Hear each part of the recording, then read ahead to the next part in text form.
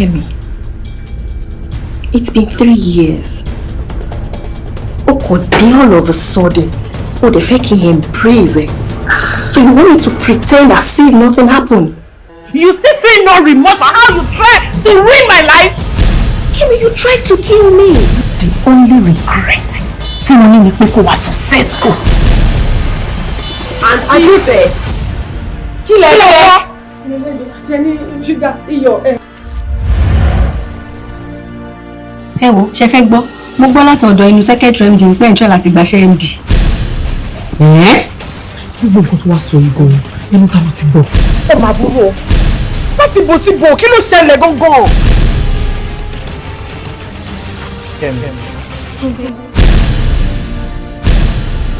Jẹ́ kí n wọ́n lè vehemently sórí gbogbo nǹkan tá à ń ṣe láti patch padà yìí, tá à ń ṣe láti build yìí, tó bá fi lè dàrú.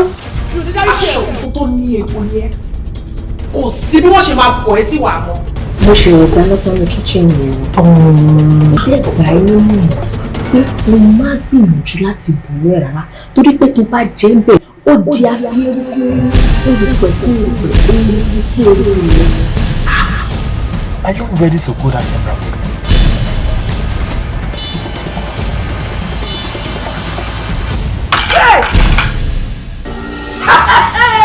Ó fẹ́ pa mí tí ó fẹ́ pa mí bí ẹ̀rọ. Kí lélẹ̀?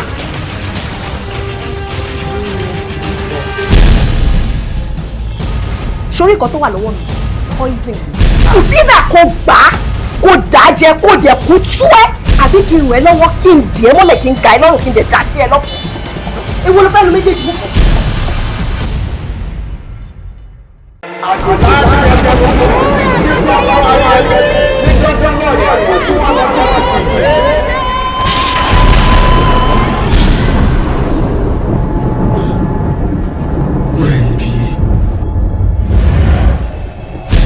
So, ọ̀rọ̀ school yìí lè tó yẹn. Okú lè jù bẹ́ẹ̀ lọ o. Torí ọ̀rọ̀ dàbí ọ̀rọ̀ ọdẹ tó ń ṣọ́ elédùn orí ẹ̀gbọ́n báyìí ló máa kú sí. Ó gbàgbé pé kò sóhun tó ń bẹ nínú òròmọdìyẹ táwọn òde òkè tèmi ò ní wọn. Kó má gbé yẹn dọ́dọ̀ mi o because if they try it, wàláì mo máa disrespect wọn. Gbogbo tí a sọ nípa rẹ̀ pátá bó ti rí ni. Kí tẹ̀lé jáde kó lọ mú mi báwọn bandit. Ọjọ́ mélòó tí asáyé lò lẹ́kọ̀ọ́ tó tí asáyé sọ̀gbọ́n lọ́tọ̀ fásayọ̀. Àti bá tọ́ pínpín mi ni. Tó bá sì ní ẹ̀mí ara ẹ̀ lò ó takò nítorí wúrà iyebíye tó èmi ni mo ní o. Sọ́mi lọ́jọ́ yìí. Ìbàjẹ́ pé ìwọ tí mo ń wò yìí kò mọ yìí wúrà ìwọ là bá ta fún. Wúrà tó wà lọ́jọ́ rẹ̀ yìí wúrà iyebíye ni bímú. Tó bá wà lọ jẹ́ kẹ́mi sọ́lá gbọ̀ngàn Ẹ fi wá ṣògùn wá. Irọ́. Ẹ fi wá ṣògùn mo ti gẹ́ẹ̀tì. Irọ́. That is out of it. Ẹgbẹ́ lórí kúkú lọ ìwọlẹ̀ náà. wúrà iyebíye rẹ̀. Kò dé sílẹ̀ wúrà.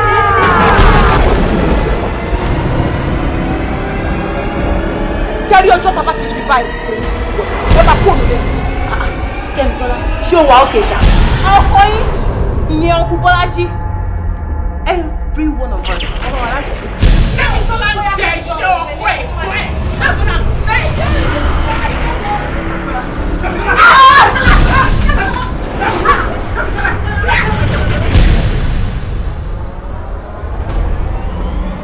Ara ń kọ mí, ṣe ti gbọ́. Come! I will kill that boy. Daddy. Yeah. Wọ́n bí yín dá. Daddy, àwọn tó bí yín, wọ́n bí wọn dá. Olómi ooo, olómi tó lómi, Iyọ̀lá special baby, be special package. Yẹ ká jẹ wà olómi, ṣe mọ̀ pé ojújú ẹ̀ wá olóyin, àní ìfẹ́ yìí kò lópin. Babe, why are you staring at me? Yeah? Babe, I might not look into it. But you, I'm gonna mash it for you. When you wash it, baby. Babe, you're lucky. You're not lucky, you're blessed. That's the right word. I'm blessed to have you. You're blessed to have me, okay? And am I not supposed to take care of you? She ma wá sílé mi níbẹ̀ tún lè ṣe mama wo ni. No now. Aba.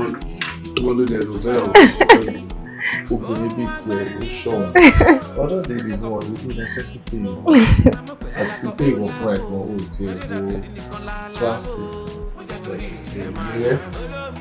I am here, so. I don't like when you talk like that.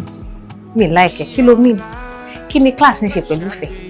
True love ò care nípa owó, kò care nípa class. Okay, we are one, right? I love you with the whole of my heart.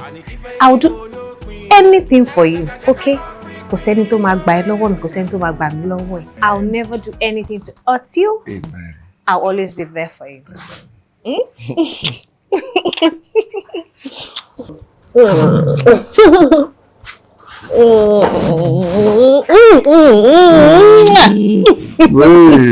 Babe, mo mọ bí tó ń lọ, má jẹ́ ká bẹ̀rẹ̀ yẹn sí.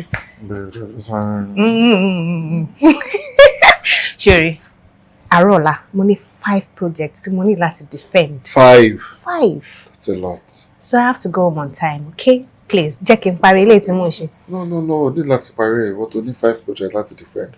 You know what? Fẹ́lẹ́ ilẹ̀ jẹ́ kí n complete ẹ̀ bóyá kí wọ́n wá máa lọlé. Mélòó ló kù? Wọ́n nígbà ṣé mi ṣe òòjọ́. Let me just complete this and I can go, okay?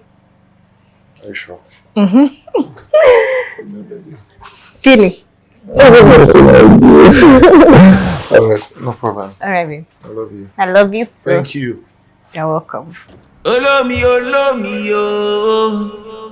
olómi tó lómi, IYIOLA special baby, you be special package. Jẹ́ ká jẹ́ wá olómi, ṣọmọ pé jùjú ẹ̀ wá olóyin, àní ìfẹ́ yìí kò lópin. I'm fine. Mo ti délé ya. Ṣé ti wá jẹun báyìí, babe? I miss you too.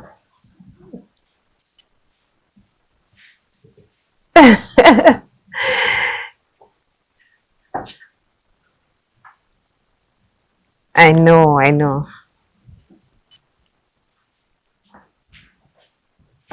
All right. Èmi náà pè ẹ́ later. Yeah.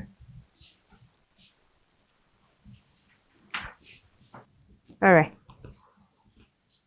IYIOLA. Ó ṣì wà lórí ọ̀rọ̀ yìí. Lórí ọ̀rọ̀ wo? Ìwà tó ń kú Jídé. Ìwọ bàbá ikọ̀ máa ń pa mí lẹ́rìn. Obìnrin mélòó ló wá ẹ wálé? Àbóbìnrin mélòó ló kọnu ìfẹ́ sí rí? Kí ló mọ̀ nípa ìfẹ́? Mo máa sọ tèmi.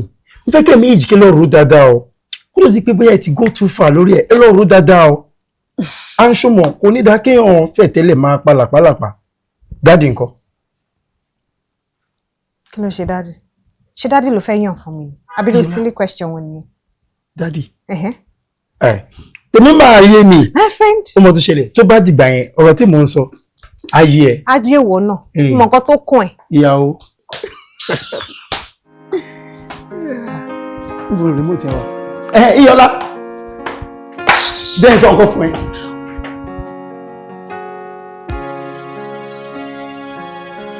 Kí ló wá dé tó ń lò ní báyìí?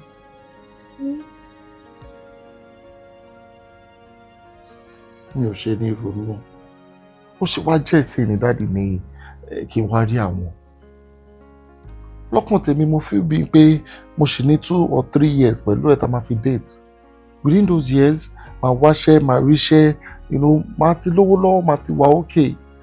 But why now? I don't think it's a good idea. Nígbà tó dẹ̀ sọ fún àwọn fẹ́rẹ̀ ẹ̀jọ́ tó máa fẹ́ sọ. Àti pé tí kan nínú àwọn tó jọ wà ní relationship àti wà okay. Ẹni kejì náà ti wà okay. Èmi lówó lọ́wọ́, wọ́n náà lówó lọ́wọ́ nílùú. Àbó wà lára àwọn ọkùnrin tó máa sọ pé obìnrin lè ṣe fẹ́ mi, obìnrin lè ṣe fẹ́ mi. No, nǹkan tí mò ń try láti sọ kan nìyẹn. Láti ilẹ̀ náà, wọ́n náà ló ń ṣe fún mi now. You've been doing practically everything for me. So what's now the problem? Sure. kó tètè ní ìdádì gan lókè. So na mali ma gba owó directly lọ́wọ́ wọn fún ẹ. Now, gbogbo iṣẹ́ tó ń wá kiri yìí, o ò ní wáṣẹ́ mọ́. In fact, o ò ní ṣiṣẹ́ fẹ́yàn kankan mọ́. O máa start up business fúnra rẹ̀. O dẹ̀ mọ̀ pé o ní so many ideas. Owó nìkan ló capital ló kù náà. That will not be a problem anymore. This just can't move. I understand where you're coming from. But I still don't think it's a good idea. It is a good idea. Kí ló dé? Ọ̀nà ọ̀fẹ́ rí ẹ̀ kí ni mo fẹ́ sọ? And it's tomorrow. Ṣorí ká tètè rí wọn ló dáa, kó tètè accept ẹ̀. Ó ṣe rí mọ́yàn náà, look at you are good looking. Ká tètè ṣe everything. Kó tètè sọ pé ká mú wedding date kan. Ká tètè máa fund everything. Ṣé mi ní jọ gold digger? Ṣé máa jọ gold digger? Ṣé tó ń ronú báyìí? Ó mọ̀ pé bó ṣe ń rò ló ṣe máa ó ń dàbẹ̀ pé nǹkan tí wọ́n fúnra rẹ̀ ń ṣe. No, you know me. Ó mọ̀ mí, mo kàn ń wo ni pé tí wá ní pé mò ń gba ọ̀dọ̀ ẹ̀dẹ́ ọ̀dọ̀ dáadáa dàbí pé gold digger ni mí now. Like they're just doing everything for me. Bọ̀bọ̀ ọlá ni o.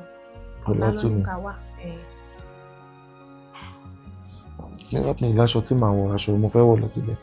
Mi ò ṣe problem tí bá ti ń lọ ní ìsàmàyà boutique ara native friend or very nice two piece.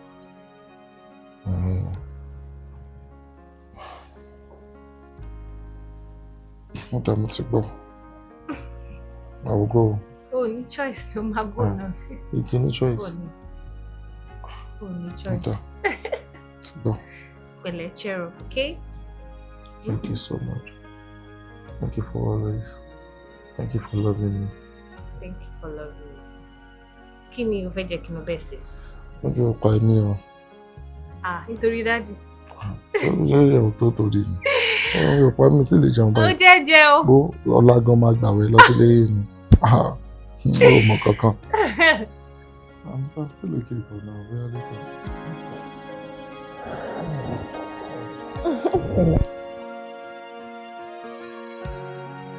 Jídé, fresh. Ṣé gan. Ṣé o fẹ́ fresh ni? Tó bá sọ bẹ́ẹ̀. Honestly, tí dáàdi bá rí yín báyìí, ní wọ́n máa dùn gan. Wọ́n máa ní Iyọlá, thank you very much. Nǹkan tí mo mọ̀ ní náà. Ṣé Iyọlá ò sọ fún yín? Dáàdi máa ra mọ́tò fún yín náà. Máa mọ́tò fún mi. Ó yẹ kó ti sọ fún yín. Even gan wedding yín, ẹ̀ ní náwó náírà náà. Ibi tẹ́ ń gbé yẹn. Mi kò fẹ́ ṣòwò fún yín náà. Ẹ máa ń wá duplex dáàdi máa kọ́ fún yín àti Iyọlá. Ṣé gbogbo kan tó ṣe ó ti pọ̀? Family wa ti láìkì yín. Ẹ náà, even gan ṣe fẹ́ gbọ́ ibi tí mo tún wá mọ̀ dé.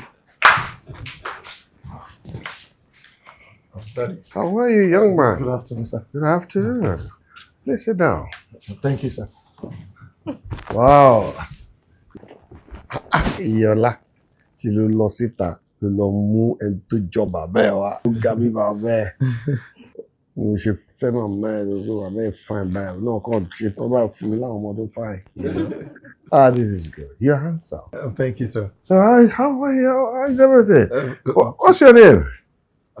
Babajide Onifade, sir. Babajide Onifade. That's nice. You're from where? From Abeokuta, sir. Abeokuta. Mama Abeokuta dáadáa kẹ́.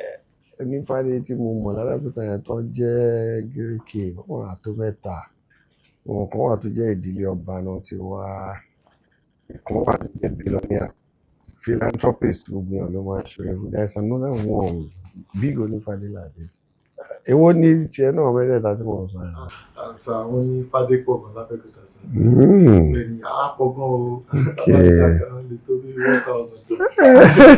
Anyway, àwọn Onífádé tèmi sọ àwọn tó rí lè mẹ́ẹ̀ká ni mo sọ.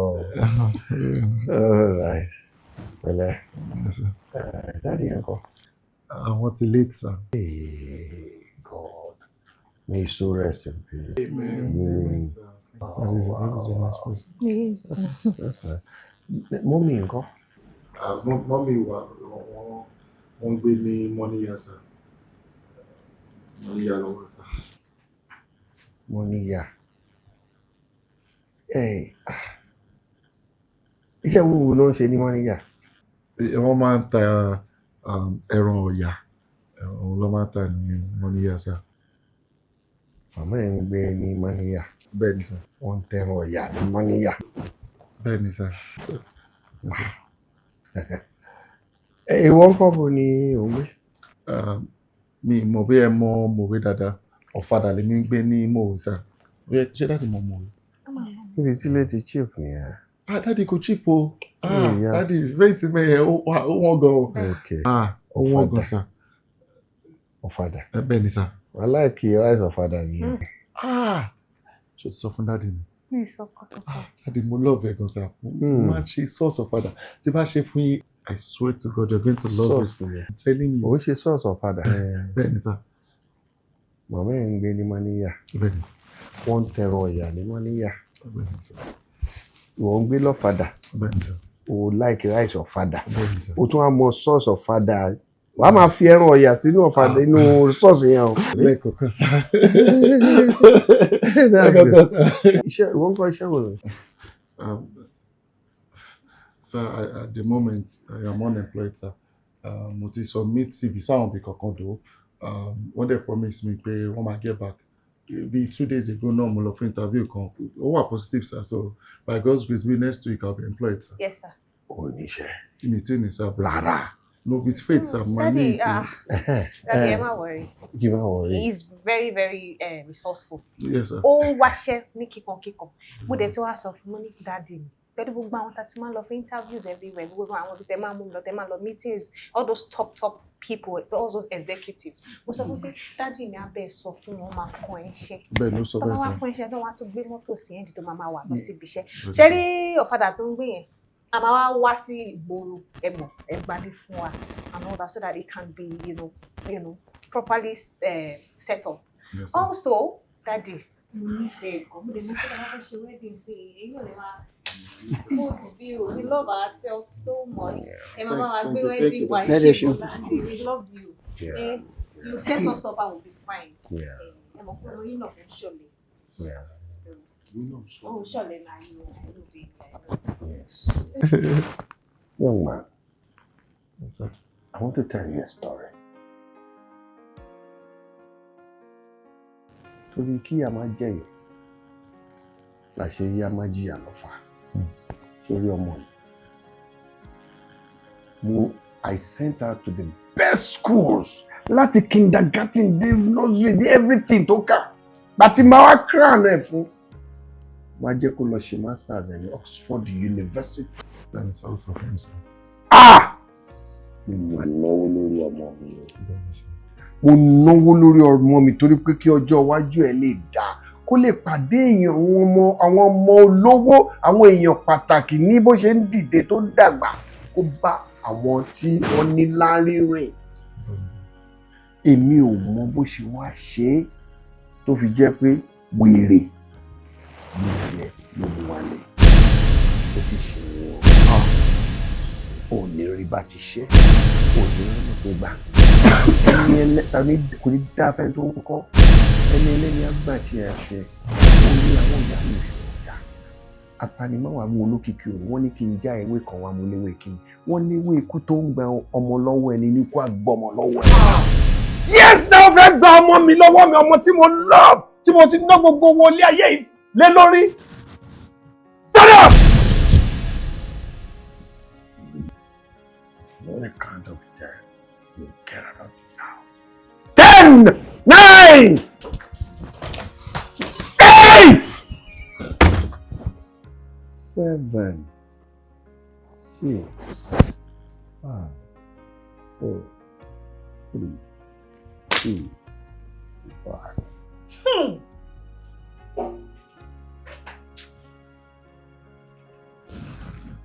Hey!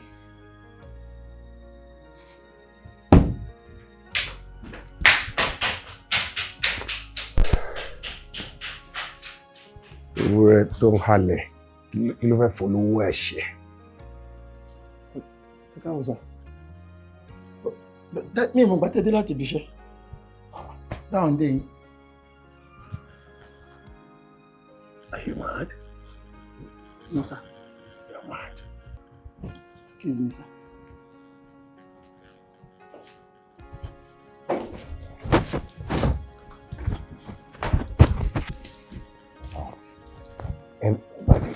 Everybody is mad.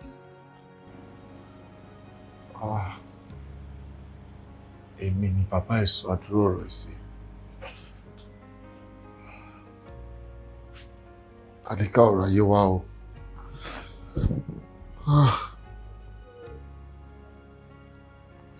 I must jẹ́ èèyàn láyé yìí. I have to be somebody. Bàbá ìlà lé mi ò pọ̀. Kí ló dé? Ṣé crime ni? Ìpéyàn fẹ́ fẹ́ ọmọ olówó ṣẹ́ṣẹ́ ni. Mi gbọ́rọ̀ tó tó báyìí láyé mi. God.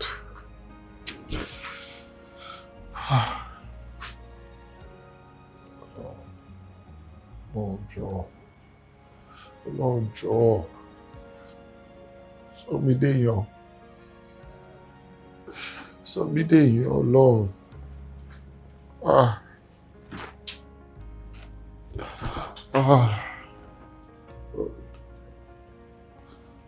Sọ́yìn pé kí ni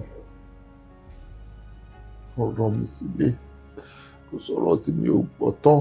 Ọba Olúwa tó dá màmá eléwé ló dá bàbá aláṣọ o. Àní wetin gobi gobi gbogbo ẹni olóyún gobi.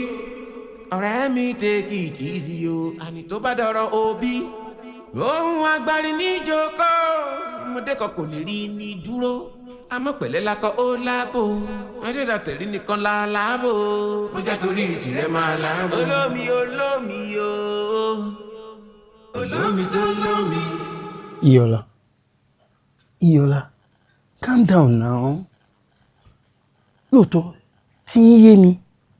Tí dáàdì náà dẹ̀ yé mi. Tí dáàdì ṣe kí ni? Kí ni dáàdì sọ tó yé ẹ? Kí ló yẹ nínú nǹkan tí dáàdì sọ? Ṣé gbogbo nǹkan tí dáàdì sọ yẹn ṣó wà òkè? Wọ́n dé embarrass ọmọlọ́mọ báyìí. Sọ fún mi ìgbà wo làwọn náà dé bẹ̀rẹ̀ sí dolówó? Sọ fún mi náà, ọmọ embarrass ọmọlọ́mọ báyẹn. Ṣé wọ́n mọ̀ pé tábàárẹ̀ ní bálá ọ̀la ò kì í yá?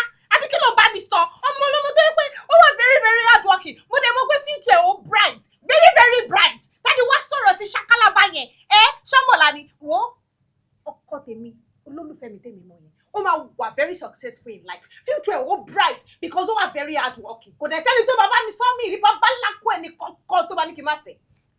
Iyọ̀lá, honestly, like I said, gbogbo nǹkan tó ń ṣẹlẹ̀ yìí ó yé mi. But kò sí nǹkan tá a fẹ́ ṣe, dáàdì wa náà ni wọ́n. There's a way tá a ṣe lè ṣe tó máa gbà náà. Mo ti ń bẹ̀ sọ, kí ló dé tí mo ń bẹ̀ tó jọ? Ṣé òun àná ìlú? Iyì. Òun náà sẹ̀ tó bá mi sọ. Iyọ̀lá, ṣé ìdíwà lè tó yìí ni?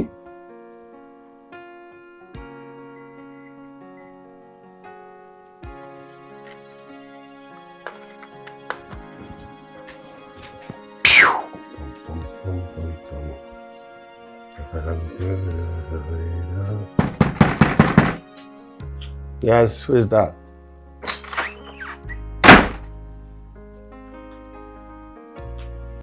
Ló ń ṣe ìrámì náà ló fẹ́ wọ̀ ló ń kọlẹ̀kùn gbàgbàgbà bíi tọ́ọ̀kì. Ló ń ṣe what's your problem? Kí ló dé tí mi lè wọ yàrá yín bó ṣe wù mí? Ṣebí bàbá mi lẹ jẹ́. Kí ló ń ṣe tó ń wú káàkiri lọ́lé báyìí? Wọ́n ń gbọ́ ọ̀rọ̀ mọ́ díẹ̀ tiẹ̀ lọ́wọ́ ikú. Olóhùn ó ní wọ́n jẹ́ kó ń ra àtọ̀ lọ jẹ. Bàbá mi, ẹ jẹ́ kí n lọ àtọ̀ lọ jẹ. Tó bá yẹ pé bẹ́ẹ̀ ló ń jẹ mí wá, ẹ jẹ́ kí n lọ sí àtọ̀ kí n lọ jẹ. Àwọn wa ní lajúlẹ̀ kí tàlùbọ̀ wọ̀ náà. A ní lajú ẹ̀ sílẹ̀ kó máa ṣiṣẹ́ ká máa sọ fún ẹ kó máa wọ́n rí pọ́. You will just end up badly. Yes. Kí n máa ṣiṣẹ́. Yes. Báwo lẹ ṣe mọ̀ wípé choice mi àṣìṣe ni? Kí ló dé bẹ́ẹ̀ ṣe máa pọ̀ ọmọ lọ́mọ ní àṣìṣe? Kò yé mi. Kí ló dé? Mo múyàn wá báyìí. Rí ta rí, ẹ ti fojú rè mọ́lẹ̀. Ẹ bẹ̀rẹ̀ sí sọ̀rọ̀ sí ẹ bẹ̀rẹ̀ sí bu. Ṣé iná Ọlọ́run ni? Ṣé rí future ẹ̀ ni? Ṣé mọ́jọ́ ọ̀la ẹ̀ ni? Ṣé mọ̀kọ́ tó máa dà láyé ni? Ṣé mọ̀kọ́ tèmi àti ẹ̀tajọ́ máa dà tá a bá fẹ́ ra wa ni? Mọ̀ kọ́kọ́, ẹ kàn ń assume, ẹ kàn fi pé kò lówó lọ́wọ́, kò lè ní lárí. Who are you to say that to him? Girl, àṣìṣe ni ọmọ tálíkà ni you cannot marry a tálíkà and you think you're going to make it. No! Who makes you a judge over his finances? Because I'm your father, I can be a judge over your issue. Are you God? I am not God, but I'm your small God. God has made me your small God. Daddy, kì í ṣe Ọlọ́run o. Dẹ̀ mọ capability ọmọdé.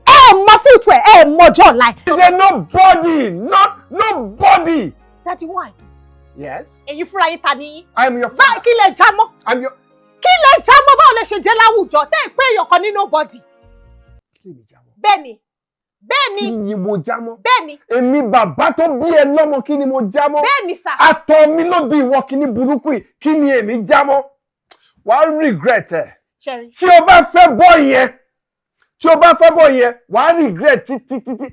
Mo wà láyé o, mi ò sí láyé, wàá regret pé kí ló dé tí mi ò gbọ́rọ̀ sí bàbá mi lẹ́nu. Sherry, èmi ò, mo máa fẹ́, kò dẹ̀ sí nǹkan tí anybody fẹ́ ṣe sí. Anybody including you, kò sẹ́ni tó máa ní kí n má fẹ́. You will not marry that idiot while I am alive. Kò lè, mo máa fẹ́ lẹ́yìn mi, lẹ́yìn tẹ́ bá ti lọ. You're needed. Mi sọ bẹ́ẹ̀, ẹ̀yin lẹ sọ pé o ò ní fẹ́ while you are alive. You will not marry that boy while I'm alive. I will marry him. No! I will marry him. Yes. Worst case scenario, ẹ máa ní pé ẹ fún mi lówó, ẹ máa ní sponsor mi, ẹ máa ní kí n kúrò nulé yín. Mo kàwé, mo mọ̀wé, mo ní CV, pálí mi ó kún, mo máa dust ẹ̀ báyìí. Màá lọ wáṣẹ́ tí mo máa fi ní owó tèmi lọ́wọ́, tí mo máa fi help ọkọ mi. Kí lẹ sọ? Ibo lẹ ti bẹ̀rẹ̀? Ṣé gbọ́ wọ́n lé ni? If you take that action, then you're a bastard. Then you're a bastard.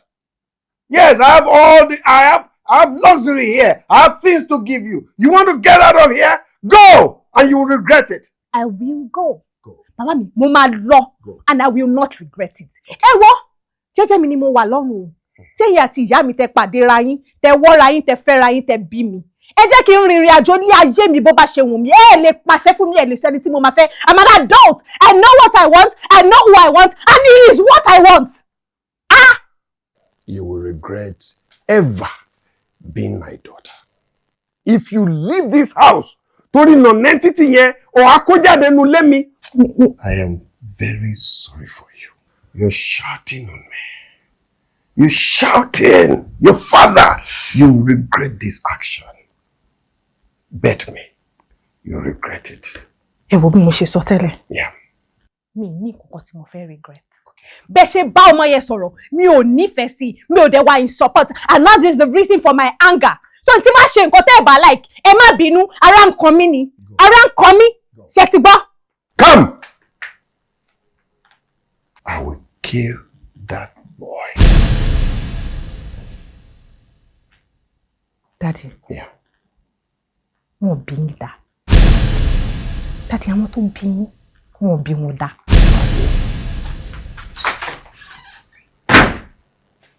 I will kill that boy. Oh.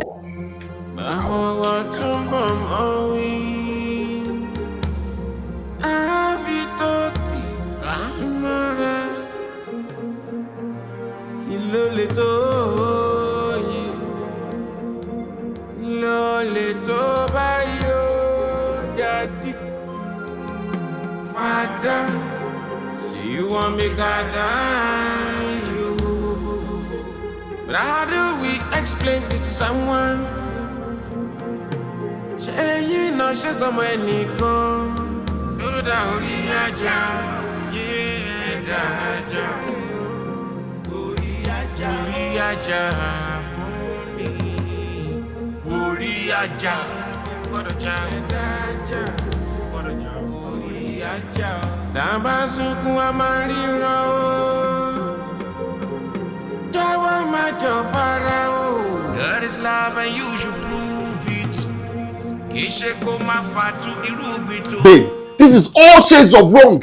Ògbẹ́rù kò lè ṣébi ní next place kó wá ni. Níbo ló wá yẹ kí n wá? Níbo ló jẹ́ kó wá?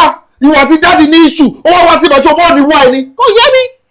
Where should I go to? Babe, you can go anywhere but here. Anywhere but here. Nítorí ẹni tí mo ṣe ń jà. Mi ò lè wá sílé ẹ̀. Ibo ni kí n wá lọ? Ṣé ọ̀rọ̀ rẹ kankan pẹ̀lú mi rí? Àbí kí n lọ gbálé? Which one are you talking about? Babe, o lè gbálé. Ó pè mí gan tó bá gbálé. Because okay, tó bá wá sí ìbàjọ́ fún ìgbẹ́dájọ́ ò ní wá ẹni. Wọ́n máa wá ẹ̀ náà. Tó bá dẹ̀ wá ẹ̀ tó gbà ẹ̀ lọ́dọ̀ mi. That's a very big problem for me. How is it a problem for you? Sọ fún mi ṣó fẹ́ arrest báwo lọ tẹ̀ ṣe fẹ́ mọ bí? Ṣọ́fín bẹ́ẹ̀ kò ní jẹ́ pé mo kidnap ẹ̀. Báwo lọ ṣe mọ kidnap? Yeah. I am an adult. Àgbàlagbà ni mí, ibi tó bá wù mí ni máa rìn sí, ibi tó bá wù mí ni máa kẹ́ sí. I will do whatever I want with my life. Babe, look at me. Look at me. Are you not thinking? This is not safe. It is not. Kúrò! I hate the fact that you fidget too much. Kí ló dé yẹn man? Everything you want, everything you be careful. You be this, you be that. Kí ló dé? I fight more than you. Babe, it's not about fighting. Your daddy doesn't want to see me. He doesn't like me. He doesn't even want us to be together. But I love you. And there's nothing. Kò sí bàbá mi fẹ́ ṣe fún ẹ. Mi tí ní nǹkan náà tó lè ṣe fún ẹ. Because tó bá ti ọ̀tẹ̀ mi fúnra mi náà nìyẹn. So what I say, for goodness sake, can't you be a man? Can't you fight for your love? Can't you fight for me? Am I not worth it? Every day is complain. I'm the only one fighting. Kí ló ṣẹlẹ̀? I'm not the man in this relationship.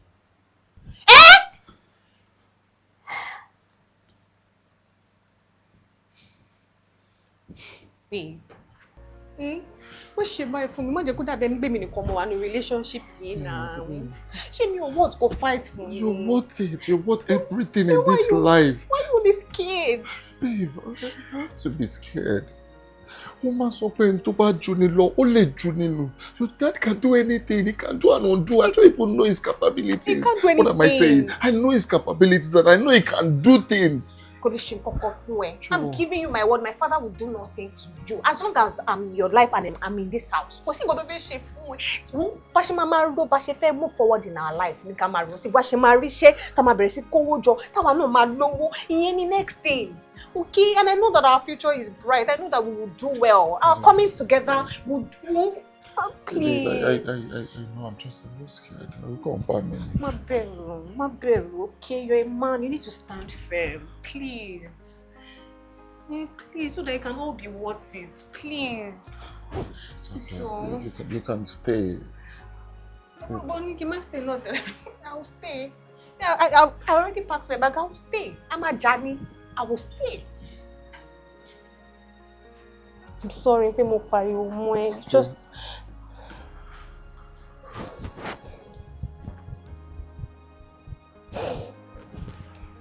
We'll be fine, okay? Happy baby.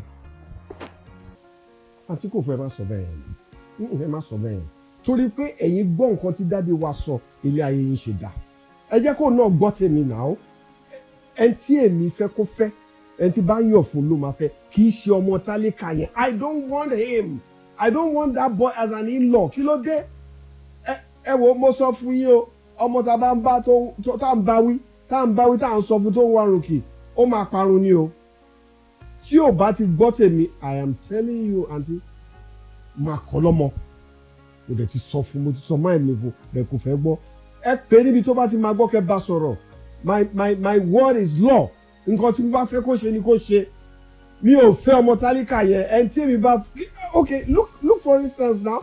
Ká tiẹ̀ dé ká dé ìgboro níbi pé wọ́n ti ń sọ̀rọ̀ ọmọ olówó nǹkan kan bẹ́ẹ̀ yẹn. Kọ́ wá rí ọmọ truck pusher or whatever it is. I don't even want to know.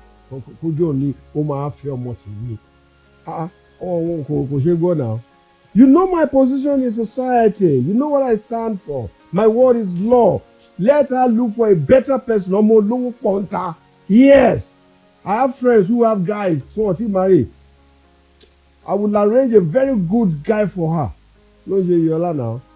Mo ti sọ fún tí ò bá ti gbọ́ tèmi, that is the end of it. Má kọ́ lọ́mọ ni. Ọmọ tí ò bá ti gbọ́ bàbá tí ò bá ti gbọ́ sí bàbá ẹ̀ ọmọ àlè ni. Àti ẹ má bínú mo ń pariwo yes. Yes na ó jẹ́ kí ló bí mi. Ẹyin ní kẹ́ pé kẹ́ bá sọ̀rọ̀. Ṣé bí mo ṣe wà ní òní problem kó ṣáà ti gbọ́ tèmi tí wọ́n ti gbọ́ tèmi father, the father loves his son. Yes, his son, his daughter. I love my children. But ní tèmi o, ó gbọ́ tèmi ni. Yes. No, kò sí bínú kankan kó ṣáà ti gbọ́ tèmi. Ẹ ṣe àǹtí. Yes, ẹ ṣe. Thank you. No problem. Ló dó sáyẹ̀ bí oṣù. Èmi ló máa ṣẹlẹ̀, èmi ní kó gbọ́.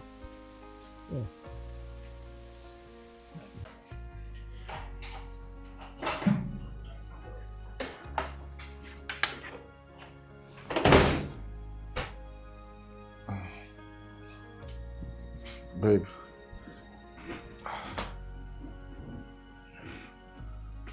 Mo ń fi hàn pé owó tá à ń ná lẹ́nu ọjọ́ mẹ́ta yìí ti ń pọ̀ wọ́n.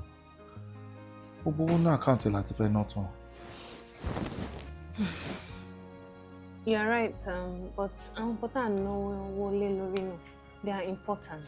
Wọ́n ṣe pàkọ́ náwó bó ṣe wù wá.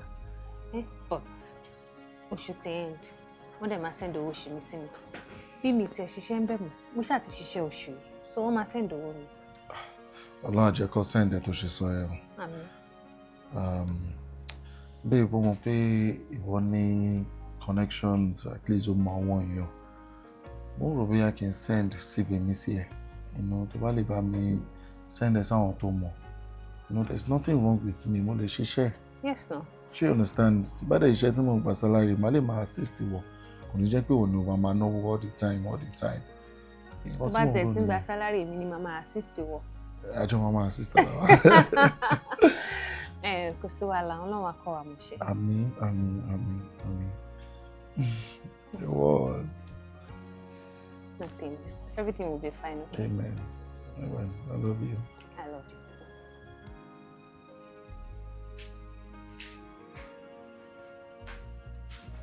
Chief. Jay. Hey, sir. How are you? I'm very well, sir. Sit down. Thank you, sir. Yeah, you're welcome to my house. Thank you, sir. You look well. Oh, thank you. That's grace of God. Bless God. Yeah. Aaron, check with me, sir. Oh, yes, I sent for you. Check with sir. Kò sí much. Okay. Mo fẹ́ kí o yọ orúkọ ọmọ mi IYIOLA. Kẹ́ yọ kúrò ní payroll. Yes, stop paying her salary. All right. Chief, is everything okay?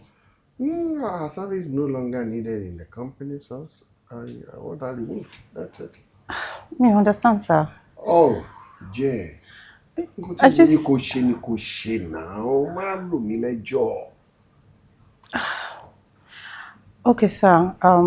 Okay, I've heard you. Good. I'll get it done. Good. And I will report back to you. I will revert. Good. That's it. All right, sir. Thank you. Oh, I would like to take my leave now. Yeah, sure. All right. Thank you so much, sir. All right, sir. Have a nice day, sir. Yeah, you too. Yes, sir. Sister yìí, kí lẹ fẹ́ fi iṣẹ́ irú wa yìí ṣe? Pẹ̀lú bí dáàdì ṣe ní company káàkiri. Eyín fi yẹn lẹ̀. Mo kò fẹ́ position yìí ni. Mo fẹ́ apply fún. So I'll be very glad tẹ́ bá lè go through CV mi. Kẹrin pé mo wà competent pẹ̀lú láti wà nírò yẹn.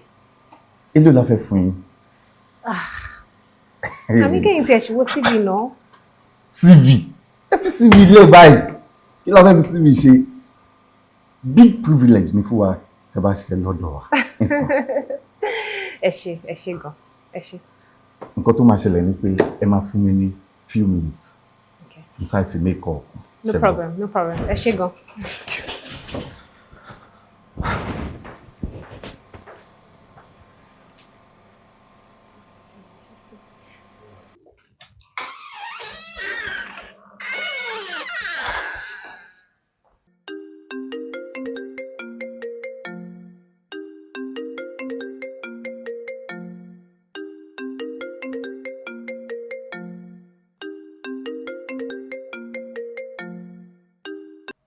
Hello, Chief. Hello, Mr. James. How are you? Ẹ kújọ́ mẹ́ta. Àwa ni ẹ jàre. Báwo ni iṣẹ́ ńkọ́? A dúpẹ́ sà. That's good. Ẹ wò ó ní nǹkan tó wà important tí mo ṣe pè yín ní sà. Ìyìn wà lọ́dọ̀ mi, ó wá ṣe wá sí company mi. Mo dẹ̀ feel pé mi lè take decision láì máa pè yín ní sà. So nítorí ẹ̀ mo ṣe ní kí n make a call through kí n pè yín before kí n tó take action because èmi tẹ̀ ti fẹ́ gbà already. Ọmọ mi IYIOLA. Ó wá ṣẹ́ wá sí company ẹ̀. Oh my God. Mr. James. Ṣé wàá gbọ́ tèmi? Má fún níṣẹ́ ń bẹ̀ yẹn. Má jẹ́ kí ó ríṣẹ́ sí company ẹ̀ ń bẹ̀ yẹn, Mr. James. In fact, bí mo ṣe ń bẹ sọ̀rọ̀ yìí, bí a ṣe ń sọ̀rọ̀ lọ́wọ́lọ́wọ́ ẹ̀ fẹ́ kó lè jáde ní company ẹ̀. But ṣé kò sí sà? Ó wà, but then kì í ṣe ọ̀rọ̀ tí mo lè máa sọ lórí phone. When we see one on one, I'll explain things to you. Yes. Tó bá jẹ́ nǹkan tẹ́ fẹ́ nìyẹn sà, nǹkan tí màá ṣe náà nìyẹn sà, mi ní choice. Contract kìíní yín ó wà lórí table mi, Mr. James. Mo ready láti award contract yẹn fún company yẹn tó bá ṣe nǹkan tí mo sọ fún ẹ nísinsìnyí. But tó bá jẹ́ tinú ẹ̀ ló máa ṣe tó máa fún ọmọ yẹn níṣẹ́, contract yẹn àti any other contract tó bá wà níwájú mi ò ní gbé fún company yẹn. Ẹ ṣé sir. Kí ló lè tó yìí? Kí ló lè tó báyìí ó dájú? Father, do you want me to die? But how do we explain this to someone? Ṣé yín náà ṣe sọmọ ẹnìkan? Ó dá orí ajá, yé dá ajá. Orí ajá fún mi. Orí ajá, ó gbọ́dọ̀ já ajá. Sister yìí. Báyìí, a ní vacancy kankan ṣe wá. Any vacancy? Yes, mo ṣe lọ bá HR tó ń sìn. Wọ́n sọ pé kò sí vacancy kankan. Kò sí vacancy kẹ̀. Mo ti wo profile company. Mo ti rí gbogbo positions tẹ́ fẹ́ fill. Òun dẹ̀ lèmi ti rí tèmi wà competent fún tí mo sọ pé jẹ́ kí n wá apply. It's still there. Báyìí, mo ṣe ń bá yín sọ̀rọ̀ yìí, kò sí vacancy. Tẹ́ bá check profile wa, wọ́n ti update. Wọ́n ti update ẹ̀? Yes. Okay.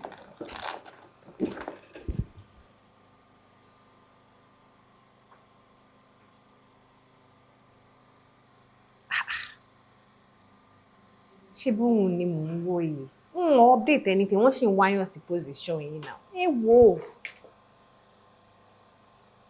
Sister yìí, kò sí vacancy níbi iṣẹ́ wa. Ẹ mọ̀ nǹkan. Èmi àti ń ti múra, ó ti pẹ́. Ẹ bá mi sọ̀rọ̀, kí ló ń ṣẹlẹ̀ gangan? Ní ẹ̀kọ́ sọ nǹkan tó ń ṣẹlẹ̀ fún mi, ẹ sọ tọ́ fún mi. Ṣé fẹ́ gbóòótọ́ rọ̀? Mo ṣe pé dádì tán. Ó ti yé mi, ẹ má wọ̀rẹ́. Ẹ má wọ̀rẹ́, ẹ má sọ̀rọ̀ jù. Ẹ ṣé gan. Ẹ ṣé gan.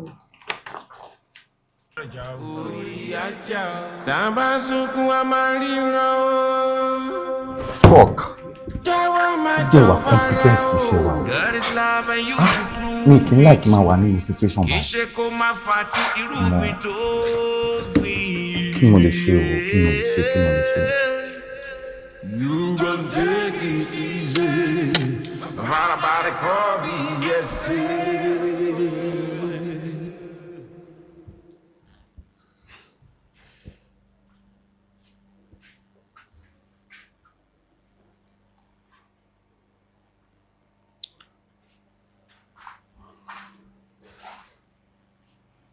Babe, kí ni nǹkan tó ṣe ẹ́? Látìgbà tó ti dé, ó bá mi sọ kankan. Nǹkan tó bá bọ̀ bí tó lọ gan, ó bá mi discuss ẹ̀. Tẹ́nìtì bá ṣẹlẹ̀, èmi náà ló máa bá sọ. Nǹkan kan ló sọ fún mi o, ní pé òun lókè mi lẹ́yìn ọ̀run. Ṣùgbọ́n rí Ọlọ́run ọba tó wà lókè lẹ́yìn Ọlọ́run, èmi ni mo kù fún ẹ. Whatever the case may be, whatever to go through, please, I beg you, speak to me now, please.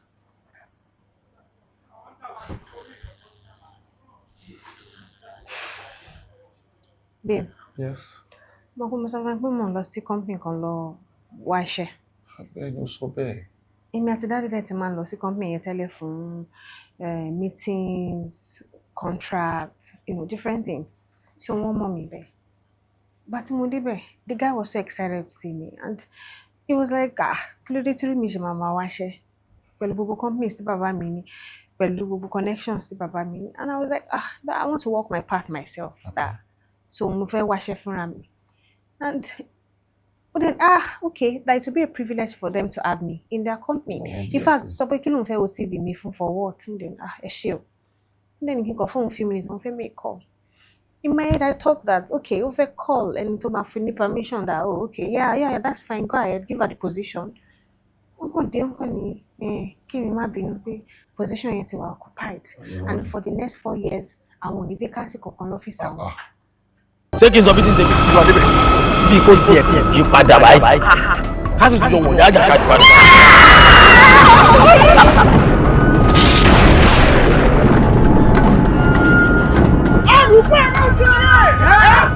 Ẹ̀kú mẹ́jọ.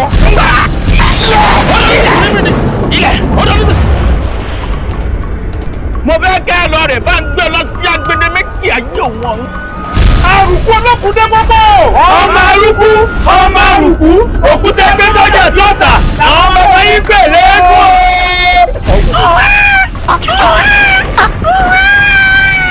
ọmọ lórí kò ní dá fún ẹkún tó sùn. orí àjùyọ òun lẹ̀ ń tó yìí o. àìsí o.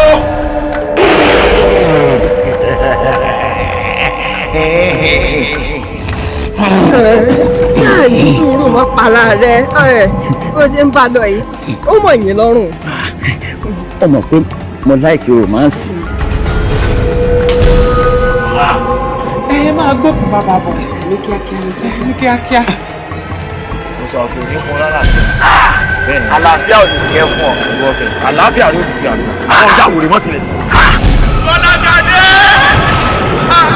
èèyàn tí ó tẹ̀lé ó pọ̀. àṣẹ. kò tiẹ̀ gbé mi. níwájú ta ni.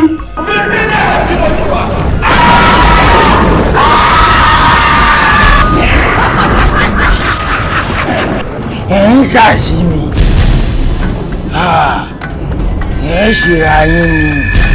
òkú tí ó bá gbé dọ́jà tí ò lówó lórí bàbá rẹ̀ ń daṣọ ọkọ̀ tí a ń tẹ̀lé ẹ̀kọ́.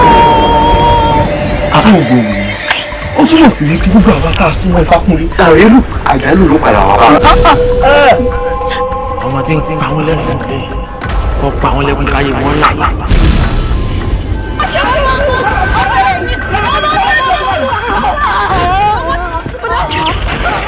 ṣé kábíyèsí rọ ní àpò ní bó ṣe lórí ọkọ yìí. kábíyèsí ìtọ̀rẹ́ ayé ọ̀pọ̀lọpọ̀ bá rí ẹ̀sùn láàfin. kẹ́kùn fún òfin kojú ẹ̀yẹ nù ni ó gò fẹ́ nu a o. ẹni òkú. nílé mi bọ̀rẹ́ mi bá ń pa.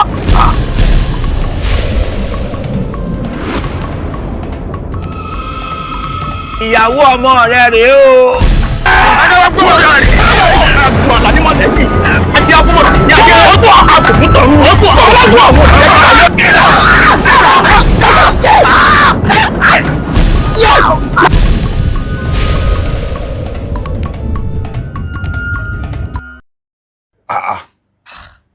èèyàn tó ní pé iṣẹ́ wà ó kọ́ lọ make call ó dẹ̀ padà dé kò síṣẹ́ mọ́ ó kọ́ switch. She's sweet, mom. Babe, something must be fishy because I'm not understanding. Kí ló ṣẹlẹ̀ kí ni nǹkan tó yẹ. That was exactly what I thought. I was like, kí ló ṣẹlẹ̀? Bí mo ṣe sọ fún wọn pé mi kì í ṣọmọdé. You can tell me whatever it is, I can take it. Wọ́n wá ní ìgbà táwọn náà fẹ́ lọ kọ́ yẹn. Pé popsi tèmi làwọn lọ pè. Nǹkan ní kọ́ máa sọ̀rọ̀. I'm telling you. Nǹkan ní wọn ní ìdá ti sọ̀rọ̀ jù. Ó ti yé mi.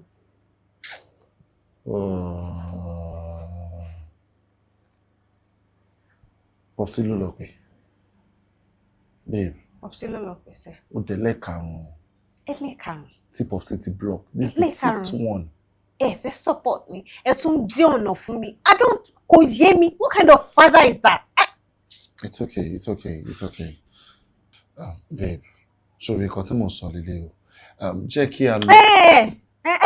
Má sọ̀rọ̀ yẹn, má sọ délẹ̀. Má bí mi nínú, má aggravate anger mi. Má jẹ́ kí inú tó ń bí mi kó tún jù báyìí lọ, má jẹ́ kí inú mi ru. Babe, ṣe sùúrù. Nǹkan tí mo ń try láti sọ kọ́ nìyẹn. Má bínú. She fẹ́ explain, please, babe, má jẹ́ kí inú bí mi, please. Má bínú. Ó ti tó. Babe, jẹ́ kí n báyìí lọ run mi. Thank you. I'd like to have my bath here. Okay.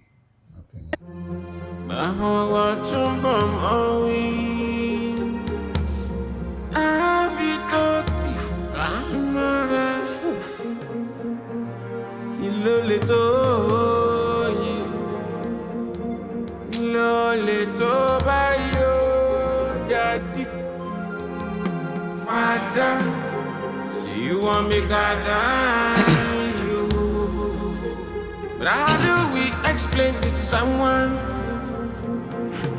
Say you know she's somewhere Nico.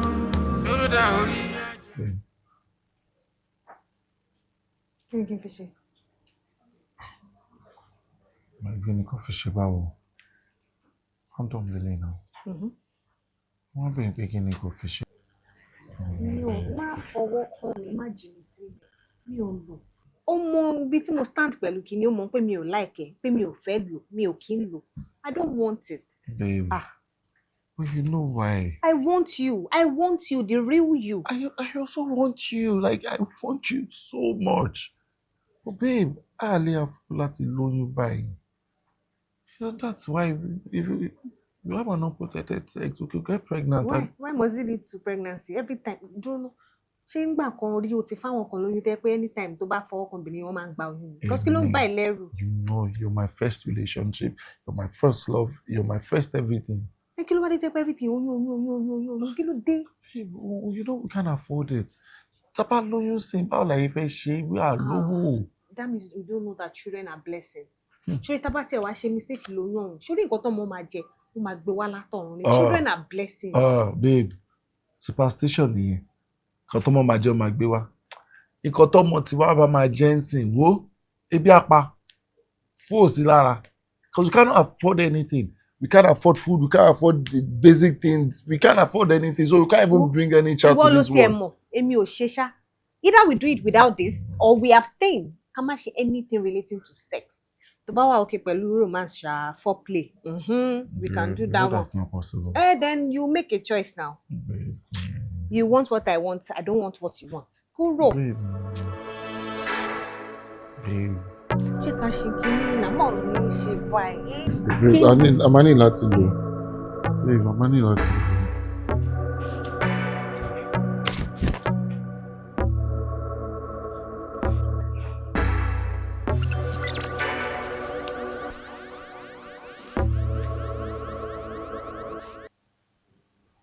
Yeah.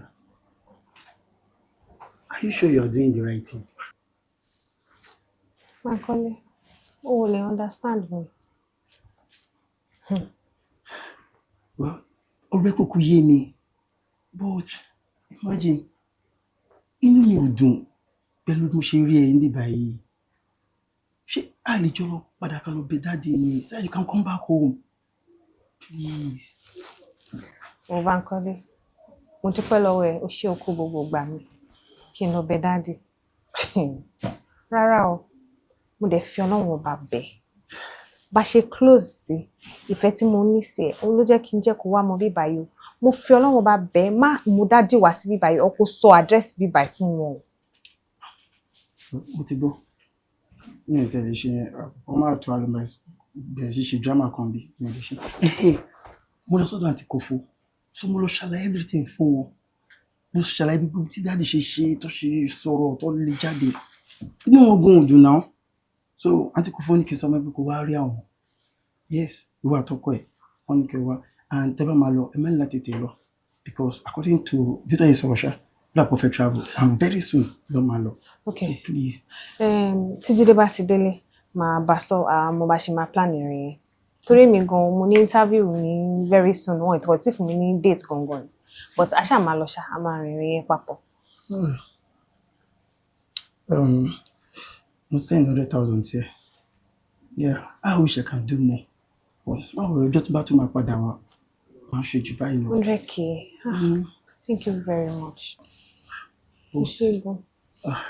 Bíbá kò sí sin bíbá yìí, bí tó ṣe ń gbóná. And ìwọ gan ṣó ń sùn ṣàwọ́ ojú ètò ṣe wú. Mo ń sùn.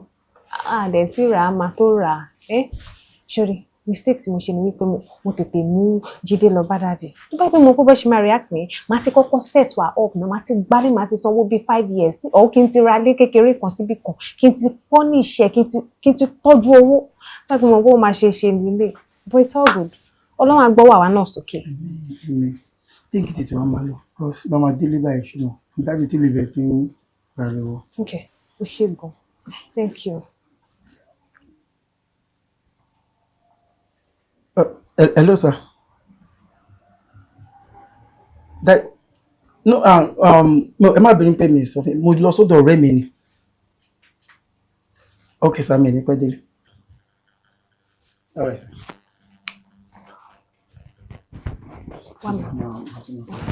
Thank you, my brother. Thank you. Thank you so much.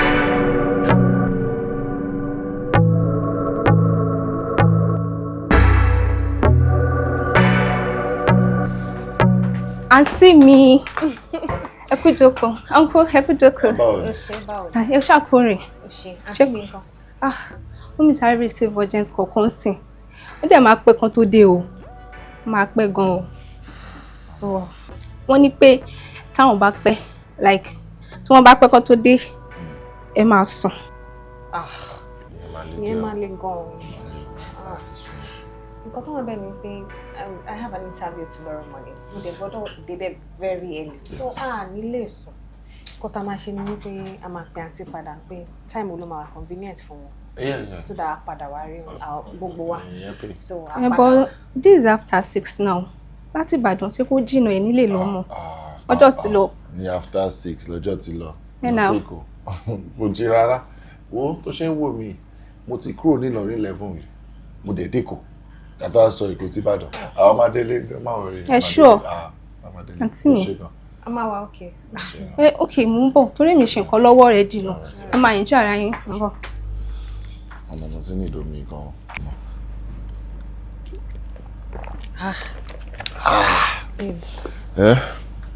Owó tó kù yóò lè gbé wa délé o. Nǹkan tí mo fẹ́ sọ fún ẹ nìyẹn. Ìdí tí mo sáré mú mi kí n calm down kí n wá sọ fún ẹ. Ọmọ. Ṣé mo fi nǹkan máa bá àǹtí ni ó dẹ̀ máa fún mi lówó? Ó bà ní kò bàjẹ́. Ó lè pè wọ́n lórí fóònù kó sọ fún wọn pé kò sí owó mọ́tò lọ wà bóyá lè ṣàyẹ̀ sanwó sókè. No, mi ṣe yẹn. I can't do that. Mi lè bring ara mi down to that level. Àwọn fúnra ló máa rí mi tó máa rí pé mo ní ìdòwò tó máa fún mi lówó. O mi nẹ so àǹtí dáwọn tí kò sọ lọ wọn dáwọn mọ bẹ́ẹ̀ tó bá ti wọn máa tẹwó. Ọmọ tí wọ́n ní wọ́n mọ̀ pé mo máa ń solution ní ká wá báyìí mi lè pè wọ́n fún wọn. Solution. Àbí ká lápara wa ni. Ká lápara wa. Àwa tá lè pe àǹtí lórí fóònù ká sọ fún wọn pé kó tẹwó fún wa àwọn máa lápara wa. Àwọn èèyàn máa fi wá ṣe ẹ̀yẹ́ náà wà lè lápara wa. Àwa géńdé méjì báyìí. Nǹkan tí mo fi ń pè ká ṣe ni pé torí ibi tẹ́lẹ̀ dé a lè lọ sí garage láti wọ mọ́tò kò possible kan tọ́ra wa ni so máa ní láti rìnsẹ̀ síwájú díẹ̀ a máa rìn bí 100 meters láti ṣá dáadáa àwọn sọ́lẹ̀ yẹn mo ṣọ́npọ̀ máa ń kọjá níbi sáìdì ibi tó jìnnà sí garage máa ń kọjá ìkan náà la máa wọ̀. Sọ́lẹ̀. A máa wọ sọ́lẹ̀ ibi tá a wà yìí fẹ́ ká wà ní choice o sọ́lẹ̀ la máa wọ̀. Wàhálà tó bá jẹ́ pé ó ṣàmàgbé wa délé. Kíákíá ń ṣe àmàdélé wo mú mi ó máa waste. Ìyó ní ìdẹ̀ fún journey yìí. Láìdé. Kò ní láti pè é. Níwájú kò ṣe lọ o ẹ̀yìn á ṣe padà sí ẹnu làlálẹ̀ yìí o lójú tí wá jẹ́ tàǹfàtàsí. You're my love, my fantasy. Tí bá ṣe rise my fantasy. Mo sì rí tí mo lè lọ. Àfi kí n wá olólùfẹ́ lọ. Very soon you stop being a bachelor. Nàgùn bọ́ síbi ò ká má báṣẹ́ lọ. IYIOLA, IYIOLA. Lórí fẹ́ mi òwe, a ní torí fẹ́ mi o. Kí ló dé o? Ṣé báyìí ni ìfẹ́ ṣe rí o? Ṣé ìyá yìí kò wá pọ̀ jù? Lórúkọ ìfẹ́ ọmọ fòmí jẹ́ bọ́jú. Tó bá pọ́síbù, ṣé bí máa sọjú? Bí mi lèrè ọ̀rọ̀, máa ní kò gbójú. But here comes a part that no one wish to take. Tó bá ti ṣẹlẹ̀, ó yàwó dédé.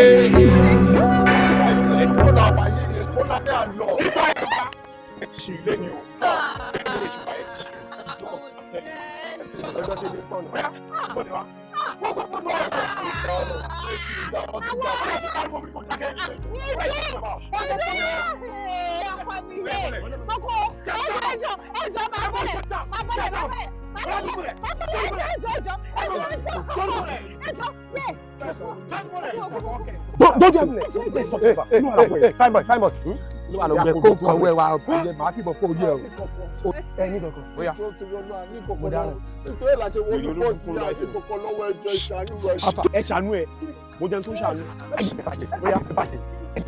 bàjẹ́ tẹ́mi mọ̀ ń bá yín ṣe ní ayé yín fẹ́ bàjẹ́ máa fọ́ yín lórí o ẹ fẹ́ sọ orí burúkú ni. ó tó àlọ́ ẹ̀kọ́ pẹ̀lú owó tí ó wà lọ́wọ́ ẹ̀kọ́ tí ó bá lówó lọ́wọ́ ẹ̀kọ́ lè fara sàn jẹ́ kí n fọba of course jẹ́ kí n fọba àpòkẹ́ dá fẹ́ ìyàwó ẹ̀ kiri mo fi sí kò wọlé ayé fẹ́ bàjẹ́ máa fọ́ yín lórí o bẹ́ẹ̀ bàbá yìí yóò mọ náà ọ̀gá da sani sí. ẹjọ́ ìyàwó mi ni. dídé òun gan ló dùn dídé. bàbá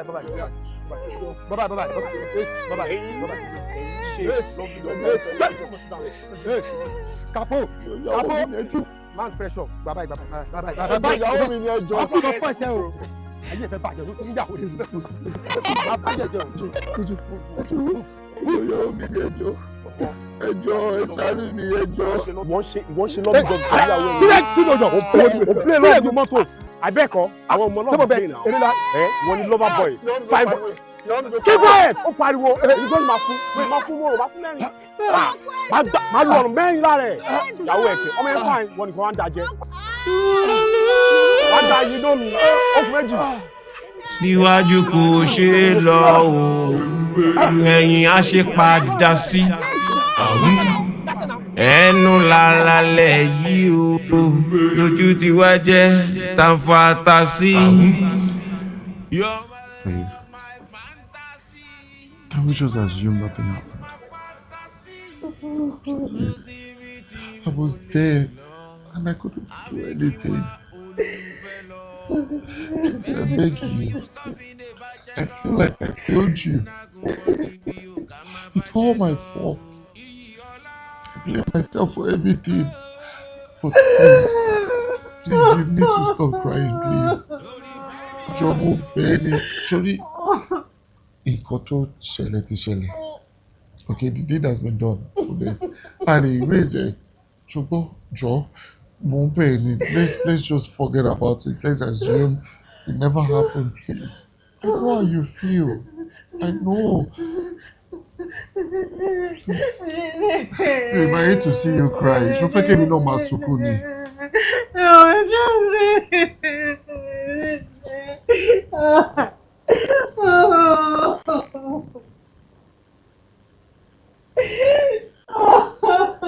Babe, jọ̀ọ́ mọ́ mi ń bọ̀, mi fẹ́ kó rí ẹ báyìí.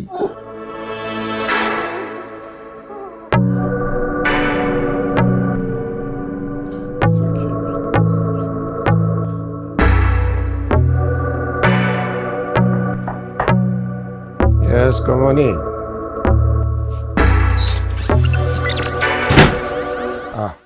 Daddy. Báwo ni? Echoes. Banky. Yeah. How are you? Fine, sir. You ṣe tí o frown right ojú ẹ kọrin lọ́wọ́. Daddy, I need to talk to you. Let's sit down. Talk to your. Daddy, nítorí ọ̀rọ̀ ẹ̀gbọ́n mi Yọlá àti Jídé. Daddy, they jọ allow them to be. Tẹ́ bá wọn méjèèjì, Daddy, ń lọ bẹ̀rẹ̀ àwọn gan. And mo assure pé ẹlẹ́dàá mọ́ mi gan níbi tó wà. Wọ́n máa súre fún yín. Tẹ́ bá dẹ̀ wọn méjèèjì, wọ́n máa ń ṣe bí ẹ̀gbọ́n tàbúrò ni o. Àgbà máa bá gbé Yọlá kí ló dé? So Daddy, please, you can do this, please. Sir? Ṣé o nígbàgbọ́ pé as a father, okay, mo nífẹ̀ẹ́ ìwọ àti ẹ̀gbọ́n ẹ̀? Sure. Gan. Daddy, mo mọ̀. O lè fògùn ẹ̀gbà rí. Mo máa sọ fún ọ̀rẹ́ mi. Good. So, as a good father, okay, tó love ọmọ ẹ̀, mi ò lè rí kí àwọn ọmọ mi máa rìn lọ sí ọ̀nà ìparun kí n dẹ̀ lajú mi sílẹ̀ tí mo wà láyé wà láyé kí n má lè sọ fún wọn pé stop ibi tó ń lọ yẹn kò dáa you are not driving towards a good tomorrow mi ò gbọ́dọ̀ lajú mi sílẹ̀ ibi tí ẹ̀gbọ́n ẹ̀ ń lọ yẹn oko ìparun ni tí n bá lajú mi sílẹ̀ tí mo jẹ́ kó fẹ́ tálíkà ìyà yẹn máa jẹ mi ò dẹ̀ fẹ́ kí ìyà jẹ kankan náà ẹ̀yin méjèèjì sórí àwọn àgbàlagbà ní ntọ́mọdé gorí ìrókò tó ń wò tí àgbàlagbà bá wà nílẹ̀ pẹ̀pẹ̀pẹ̀pẹ̀ ó rí ju ọmọ yẹn lọ parents are like Google Map oh yes Google Map á sọ fún ẹ pé ọ̀nà tó ti ń gbà lójoojúmọ́ tí ò sí problem á ní kó má gbàbẹ̀ ọ̀nà ilé ẹ̀ tó ti mọ̀ pé kò sí problem bẹ́ẹ̀ sọ pé kó má gbàbẹ̀ torí pé kí ni nǹkan tí wọ́n ò rí Google Map ti rí ó ti rí ìṣòro tó wà lọ́nà ó lè jẹ́ traffic ó lè jẹ́ accident ó lè jẹ́ anything á ní kó má gbàbẹ̀ wàá gbà sí lẹ́nu torí ó ti rí nǹkan tí wọ́n ò ti rí parents ti rí ọjọ́ iwájú yín ló ṣe ń sọ bẹ́ẹ̀ kò sí òbí tó máa lajú sílẹ̀ tó máa jẹ́ kí nǹkan burúkú ṣẹlẹ̀ sí ọmọ torí ó lè ló máa pẹ́ kó má pẹ́ ó lè ló máa yá kó máa yá parents ò ní lajú sílẹ̀ èmi mi ò ní lajú mi sílẹ̀ kí nǹkan burúkú ṣẹlẹ̀ sí mi in fact even you mo fẹ́ mọ ẹni tó ń bá rìn mo fẹ́ mọ ọ̀rẹ́ obìnrin mo fẹ́ mọ ilé tó ti wá kí n lè sọ fún ẹ pé eléyìí dá eléyìí ò dá kó tó wọra. Daddy létí tọ̀dọ̀ mi ẹ̀ náà a máa sọ yẹn but tí Yọlá yìí Daddy ṣé wọn pé adult ni Yọlá o so ẹ jẹ́ kó choose life ẹ̀ kọ́tẹ́kọ̀ọ́ nick blessing lásán ló need o and ṣayid Bùràjídé yẹn honestly mo rí future nínú wọn ọ̀tọ̀ and you like him. Bankole ṣé o yìí ní nǹkan kan tó wà important láti bá mi sọ yàtọ̀ sí ètò ìsọ̀nà wa yìí. Not really. Not really. Thank you very much. End of discussion. You can go. Daddy. Okay. What I'm saying? Come. Sit down. Nílé ayé ẹ̀ tó máa fi kú tó máa fi dàgbàdàgbà tó mọ̀ kó wá dàgbàdàgbà tó máa fi kú tèmi àti ọ̀fìn ní ríra mọ́ má rèsì tọ́pìkì mọ́ àìjẹ́ bẹ́ẹ̀ ọ̀làjà àfaragbọ̀gbẹ̀ wọ́n dẹ̀ lẹ́yìn tí ò ní dọ́là èyí ló máa kú. Get out. Get out! Báwo túnbọ̀ mọ́ wí, àfi tó sì fàmọ́ra. Kí ló lè tó yìí? Kí ló lè tó báyìí ó dàdí? Jídé. Mami. Jídé. Mami mo ń dá yín lóhùn. Ẹ̀mejì mo pe mi ìpínlẹ̀ lẹ́kẹta. Ó mọ nǹkan tó ń ṣe. Bí ti báwo? Jídé ó mọ nǹkan tó ń ṣe má kó bá mi. Ó tẹ̀ sọ òye mi ẹ sọ̀rọ̀ ó yé mi bí ti báwo kí ni mo ṣe? Mo ní kí n tẹ̀lé ẹ lọ kó lọ bá bàbá ọmọ yìí kó lọ bẹ̀bẹ̀. Ó kọ ò dá mi lóhùn. Èmi kọ́ ni mo kọ ọmọ fúnra ẹ̀ ló kọ ó ní òun ò lọ òun ò lè bẹ̀bẹ̀ ṣé kí n fọ́ sí ẹ ni. Jídé wọn lẹni tí ò níyà òde gbẹ̀yìn wọ́n sì níyà o. Bóyá tó ẹ̀ mo ṣe ń dé gbẹ̀yìn gbà yẹn. Mọ́mí ẹ rọra mà mo sáré lọ bá yín ṣọkọ́ọ̀pù mi ṣẹ́ṣẹ́ rẹ̀ lè mú mi. O ṣe yes ma o ṣe jókòó ma kókó tọ́jú mi kó gbogbo gbà mí. O ṣe ọmọ àtọ́jú wọn náà gbogbo nǹkan tó ń ṣe fún Jídé gbogbo ẹni mò ń gbọ́ gbogbo ẹni mò ń gbọ́ o ṣe mo dúpẹ́ mo mọ̀ lóore mi ò dákẹ́ o lórí ọ̀rọ̀ iṣẹ́ mi ò dákẹ́ o láìpẹ́ láì jìnnà Ọlọ́run máa ṣe mo gbọ́ àwọn èèyàn tí mo mọ̀ inú ti fi lọ wọ́n dẹ̀ máa fún mi lẹ́sà ayọ̀ láìpẹ́ láì jìnnà o ṣe gbogbo àmì ẹ̀kọ́ ọ̀rọ̀ mọ́ gbogbo bẹ ṣe máa ń gbé fún stock fún wa náà a dúpẹ́ lọ́wọ́ yín. Kí ni mo gbé wá kí ni mo gbé wá àwọn kẹ́pẹ́pẹ́pẹ́ tẹ́bi náà manage náà mo kó wá fún yìí. ẹ ṣe máa o ṣe Ṣé o lè fún mi láyè díẹ̀? Mo ṣe ń bá Jídé sọ̀rọ̀ lọ́wọ́. Ẹ má bínú ma, no problem ma. Tó bá lè dáná ni o. No problem ma. Tó bá lè dáná ni o. Ẹ ṣé o. Jídé. Mami. Ó fẹ́ kí n pariwo àbí? Àìwò bíi ti báwo. Èbó wọlé sí ojókòó ẹ̀ bá rẹ̀ ni. Gbogbo nǹkan tẹ̀ ń bá mi sọ ẹ̀ ṣe bóun sọ. Ẹ sọ fún pé kó wá lọ bẹ bàbá ẹ̀ náà. Bọ́ọ̀lù ṣe ń ṣe báyìí. Ẹ sọ fún náà ẹrẹ́ni ẹ ṣe sọ fún. Ẹ wo.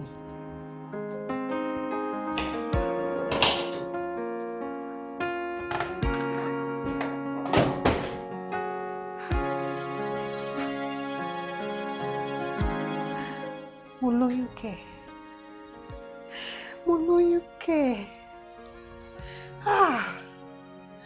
Tí mo ti ń sá fún látọjọ́ ọjọ́ Jídé ò fún mi lóyún. Boko Haram ló fún mi lóyún. Amrọ̀bà kidnapper ló fún mi lóyún. Irú yẹ̀sí wo lélẹ̀? Yẹ̀sí wo lélẹ̀?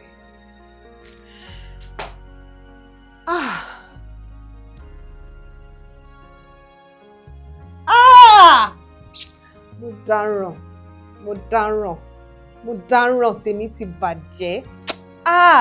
Tèmi ti bàjẹ́, mo ti fẹ́ mẹ́rẹ̀ Olúwa. Mo fẹ́ sọ fún Jídé. Mo fẹ́ sọ fún Jídé. Ẹlẹ́dàá mi. Rẹ́sì mo ní léèrè. Rapist, irú ọmọ ọmọ fẹ́ bí ìwọ lọ ṣàánú mi. Ìwọ lọ ṣàánú mi kí ni mo fẹ́ ṣe? Ìwọ ti fẹ́ bẹ̀rẹ̀ wọn lọ.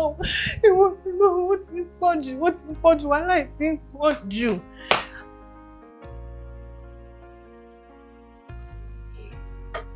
Mo máa ṣe ọ̀rẹ́ mi. Ìyọlá, ó máa ṣe kí ni? No, don't say that. Over my dead body, you're not gonna do that. You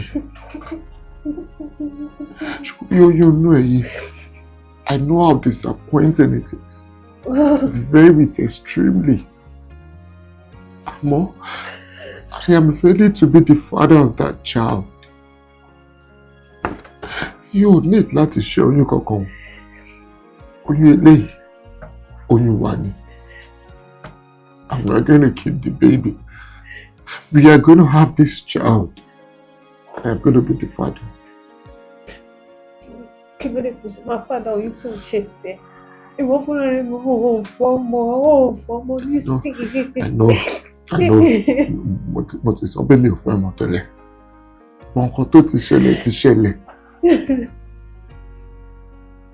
I'm going to be the father, and that's it. What is yours is mine. It's so fine. This pregnancy is so fine. We come to USA. We come to boy. We come to people kidnap our baby. Now this is not my child. I don't want this child. I don't want to be for USA. Just down question to move up here. Hello, first of all, she will face of you. I beg me. No one is going to know about this. Yeah, I promise you, this is going to stay between us. You and I, there's no third party. There's no one is telling anyone about how this child. Okay. Please stop crying, please. Tell me to buy sorrow. Stop now, please. We're not about it, no. It's a sin. Esheni. What if something happens to you? I don't want to lose you. Please. Are you sure? Please now, stop crying, please. Please now, please. It's okay. Oh, today. It's okay. It's okay.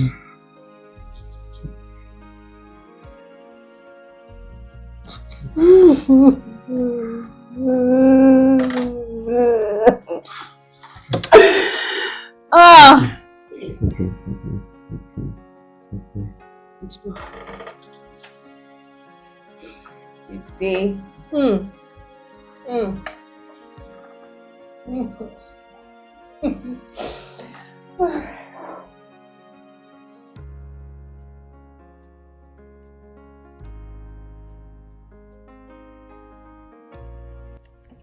Ń déwájú ń dẹjọ́ kí ìjà kékeré má wá ṣẹlẹ̀ wàá máa gbọ́ ṣé èmi ni mo nà ọmọ àlè tó bí mi àbí ní ọjọ́ iwájú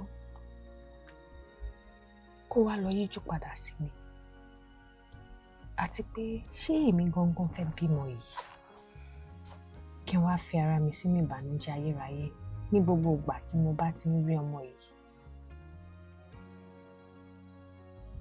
pé ọmọ àlè kó má pìtàn burúkú létí mi àbí báwo lèmi wọ́n ṣe fẹ́ ṣe aláìmárántí bí oyún yìí ṣe wáyé nígbà tí mo bá ń wo ọmọ yìí lójú. Ọlọ́run èmi á wá bímọ fún olè Ọlọ́run má jẹ́ ìṣẹ̀dá mi kọ̀. I am going to abort this pregnancy. I cannot live with this for the rest of my life. Mo máa yọ oyún yìí.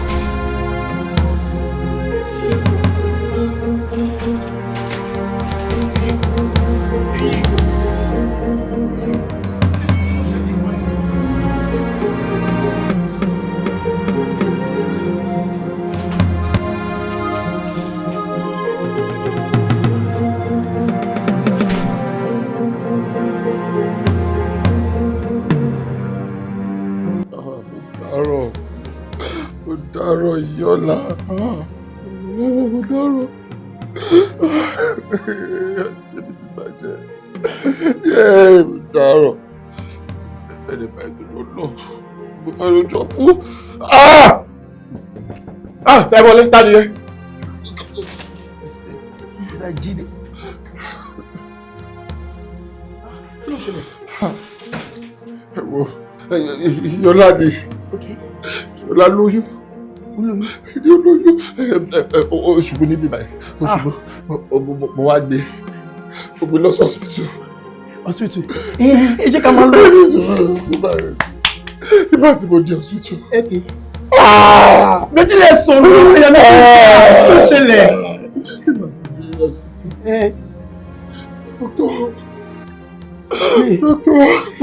Doctor sọ pé she was plotting dead. Ìyọ́lá. Ayé mi. Ìyọ́lá. Oṣù ní Méjìlá. Ìyọ́lá ti kú. Ìyọ́lá ti kú. Èmi ti bá mi.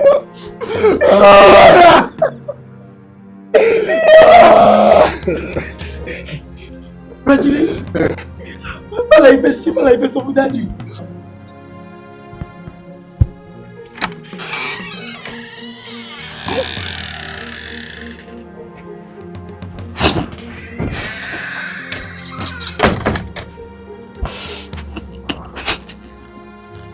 Bankole. Kí ló ń ṣe kí ló ń pa ẹ́ lẹ́kún? No, now. What's the problem? You sit down, talk to me as a father. Sit down, keep me following shit. I don't beja. Daddy. Yes. Kini. Iyọlá ti kú.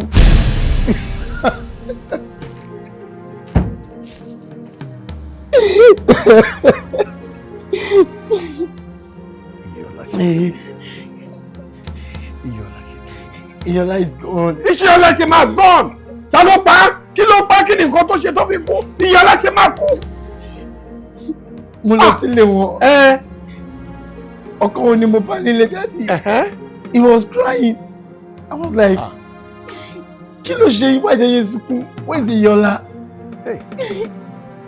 Wọ́n sọ fún mi pé Iyọlá ti kú. I was like, kí ló fà, kí ló ṣẹlẹ̀? Daddy, ó ní Iyọlá lóyún.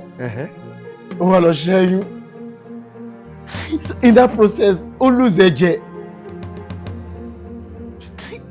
Ó nígbà tó máa délé, òkú Iyọlá ló bá lélẹ̀ daddy. Iyọlá ti kú daddy.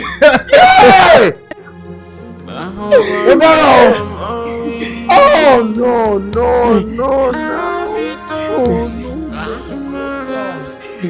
Iyọlá ti lọ daddy.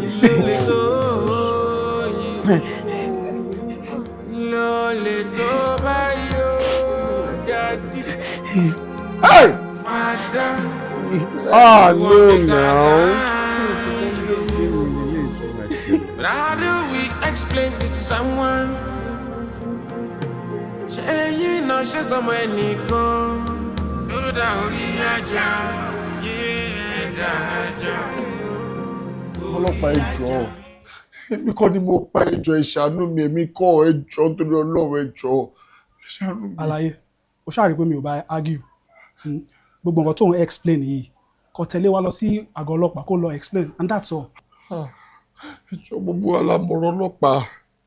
Tí bá dé station yìí ọ̀rọ̀ yẹn lè change ẹjọ́, jẹ́ ká sọ báyìí ẹjọ́, ẹ ṣàánú mi ẹjọ́. Àlàyé, tẹ̀lé wa jẹ́ ká lọ sí station. Ẹjọ́ má jẹ́ lọ ẹjọ́, mú bẹ́ẹ̀ yìí ni ẹjọ́ nítorí Ọlọ́run. Yeah. Kò tí má tẹ̀lé yín ẹjọ́. Move now. Ẹjọ́ gbélé. So move. So the way I'm by ṣe mi báyìí. Move. Má tẹ̀lé yín. Yeah. Move. Àfọwọ́ túnbọ̀ mọ́ wí. Àfi tó sì fàmọ́ra. Kí ló lè tó yín? Kí ló lè tó báyìí ó dádì? Father, you want me to die you. But how do we explain this to someone? Hello, Superintendent. Good! Very good! Ó ti wà lọ́dọ̀ yín. Oh, beautiful! You know what I want you to do now? Ṣé between you and me, ẹ kọ́kọ́ lù lálùbami náà, kẹ́ lù bí pọ́ máa kú, ẹ má jẹ́ kó kú, torí mo fẹ́ kó lọ sí court. Àwọn àgbẹ̀jọ́ ẹ lọ sí court. Bẹ̀tẹ̀ no, bí pé ẹ máa pa. Ó máa rí fìrífìrí ikú, bẹ̀tẹ̀ ẹ má jẹ́ kó kú tán, ẹ má jẹ́ kó kú tán, kó kú díẹ̀, ká lè rí gbé lọ sí court. Okay, sir? That is it. Look, anything that will cost me, I will give. But make sure pé ẹ lù pa. Ó pa mí lọ́mọ. Ó pa mí lọ́mọ. Ó wá bá ọmọ mi sílẹ̀. Ó fún ọmọ mi lóyún. Ọmọ mi tún wá kú sílé ẹ̀.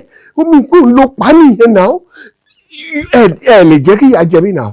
Ẹ má jẹ́ kó òun fi ọmọ tálíkà kan wá fi ìyà jẹ èmi gbé. Ẹ lù sà. Superintendent, look, get my lines. Ẹ lù pa bíi pé ó máa kú. Kò ní kú tán o. A kú kékeré báyìí so that a lè rí gbé lọ sí court. Okay? Thank you very much. God bless you. Wo ìyá òní jẹ́ ẹgbẹ́. Thank you. Mo ń bọ̀ station. Jẹ́ kí wá wojú wèrè. Mo ń bọ̀. Thank you. Yeah, out. Thank you. Barrister Kolawole, barrister. Kola, how are you? Surely, no, jẹ́ ká fi pleasantry sílẹ̀. Ẹjọ́ wà ńlẹ̀ tí mo fẹ́ kó bá mi ṣe. ṣé o gbọ́ pé Iyọlá ti kú? O gbọ́? Ó ti kú. Ó ti kú. Ọ̀rọ̀ pé ó wá bọ̀ ẹ̀kọ́ ni mò ń sọ sí, ó ti wá pa báyìí. So I want you to prepare that case. Already ó ti wà police station. I want to go to court. I want him to know that he has offended a very, very dangerous person. Yes, in fact, tó bá yẹ pé àyè wà kó jẹ́ ká máa gbébọn ni fúnra mi ni mi wá fọgbọ́n pa. But this time around, I want you to prepare that case very well. Kó lọ sí court.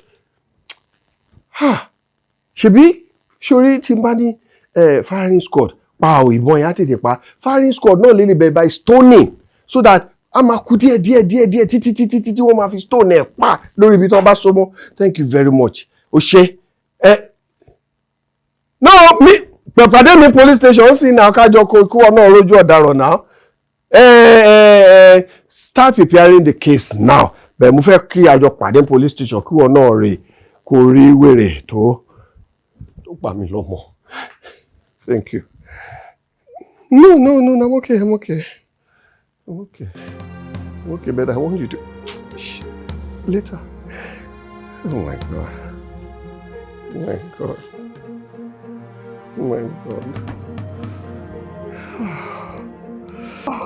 Jídé.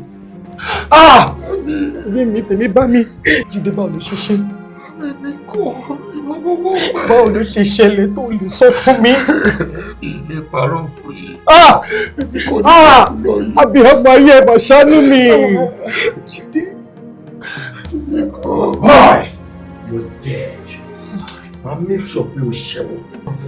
I'll make sure you die. Wọ́n máa bí ẹ sí firing squad báyìí. Wọ́n á fi bọ̀ in fact wọ́n ò ní fi bọ̀ báyìí. Màá jẹ́ kán stone ẹ̀ títí tó máa fi kú ni. Ìwọ ò pa mí lọ́mọ. Where is your DPO? All of it. Very good. Ades.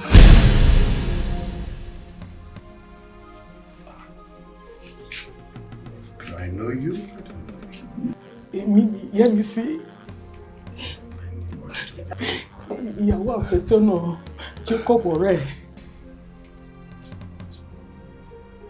Yẹ́mi sí. Bẹ́ẹ̀ni, èmi ni. Àfẹ́sọ́nà Jacob nígbà yẹn. Bẹ́ẹ̀ni, èmi ni. Kí ló ń bá mi sọ? Àní mi ò gbà sẹ́, mi ò gbà irọ́ mi ò ṣe yẹn. Ṣé mo kówó lẹ́ńlẹ́ ni àbí mo jọ yahoo boy ni? Irọ́ o, 20 million yẹn ló máa san. Tí wọ́n bá ti sọ 20 million ẹ má kọjá fún wọn.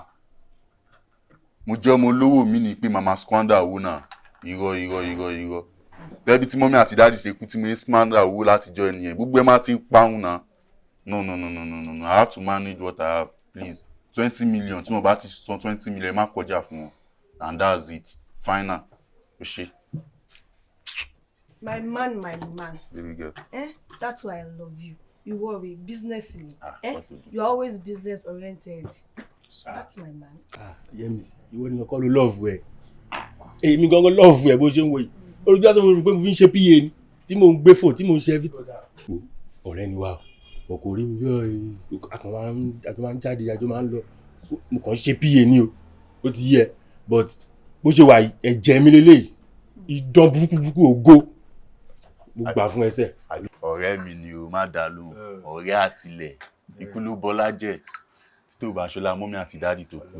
Ṣé position tó yẹ kí wọ́n náà wà yìí? Ó lè mọ pé mi nìkan dẹ̀ lọ́mọ tó bí. So mi ò lè waste gbogbo property wọn. So I have to watch after it. Ó yẹ. So má worry. Àṣìjọ wà ní àjọ máa débẹ̀ lágbára Ọlọ́run. 100%.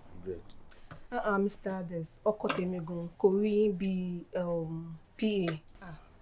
All we be best friends, so anything he owns, you have it. Like, he likes you. Anyways, baby, let's go inside. Let's go and have some fun. Wow. Yẹ́mi sí. O tún fẹ́ mú wọlé lọ ni. Má pa fún mi. Jọ fi kàn mí lẹ́ o jẹ́ kó pa mí o. It's my one and only. Òun nìkan ojú kan làdá ní. Wo òun láyé mi wá fún mo ṣe wà yìí. Bébì mi. Gbà kó yẹn dání. Do not disturb me. Go back and say anybody tó bá ti pè mí. Owó ṣàwà lọ́wọ́ ẹ̀ tó àbí clear. Kò tán bẹ́ẹ̀. Mo ń bọ̀. Ades.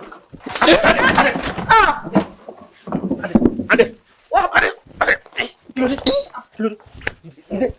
Carry me. Stop. Kí ló ṣẹlẹ̀? Hello? Jacob! Jacob! Jacob! Yes. I really want to have one coming. Well, I'm smoking.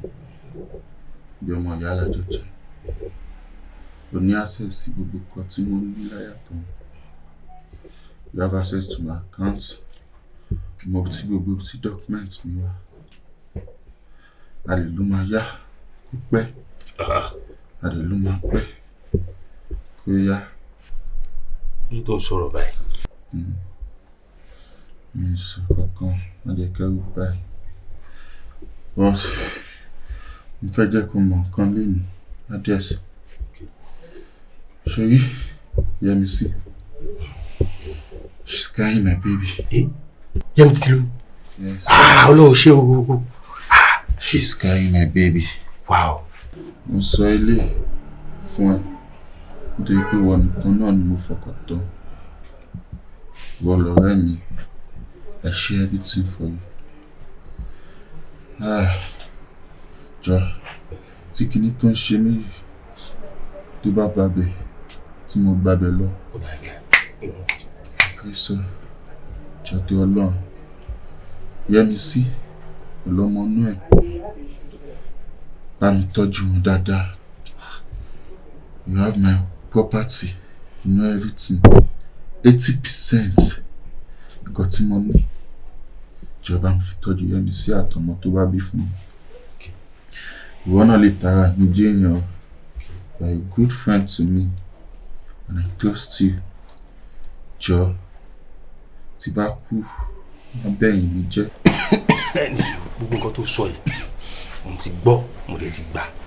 But Yẹ́misí tó lóyún, ìwọ ló máa tọ́jú ọmọ tó bá ti bímọ. Ó máa wà ń bí o níbí lọ. Èmi máa di godfather fún ọmọ tó bá bí, ó ti yẹ.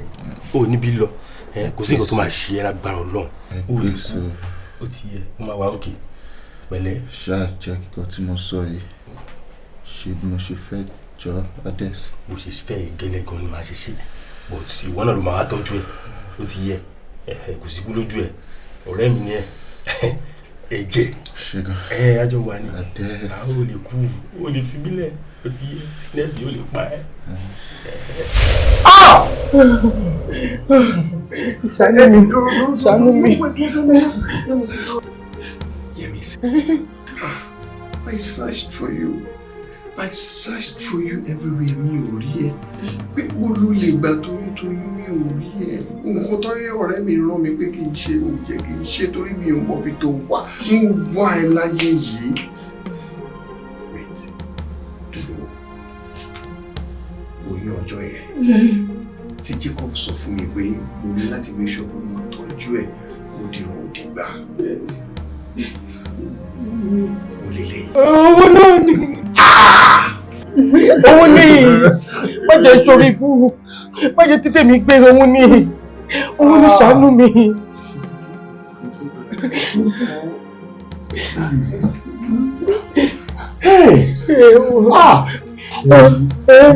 Ẹ jẹ́ wà báyìí. Gàdé.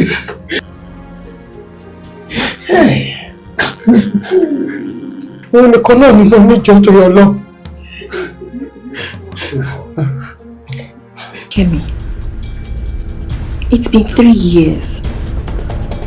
O kò dé all of a sudden. O dẹ̀ fẹ́ kí n embrace it. So you want me to pretend as if nothing happened? You still feel no remorse for how you try to ruin my life? Kemi, you tried to kill me. The only regret tí mo ní ni pé kó wá successful. Àǹtí Ìfẹ́. Kí lẹ fẹ́? Ṣé ní ṣúgà iyọ̀ ẹ̀?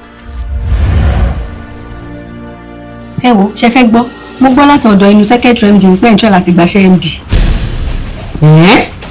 Gbogbo nǹkan tó wá sọ yìí gan-an, ẹnu táwọn ti gbọ́.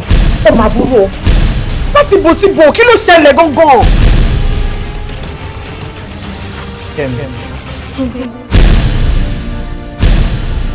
Jẹ́ kí n wọ́n lè vehemently sórí gbogbo nǹkan tá a ṣá láti patch padà yìí, tá a ṣá láti build yìí, tó bá fi lè dàrú. Aṣọ funfun tó ní èkó ni ẹ. kò sí bí wọ́n ṣe máa fọ̀ ẹ́ sí wàá mọ́. Mo ṣe rò pé lọ́tọ́ ní kitchen yẹn. Adébọ̀wálé ní mọ̀ pé mo máa gbìyànjú láti bù ẹ́ rárá torí pé tó bá jẹ́ ń bẹ̀ ó di afẹ́rẹ́ fún olùpẹ̀. Are you ready to go that same route?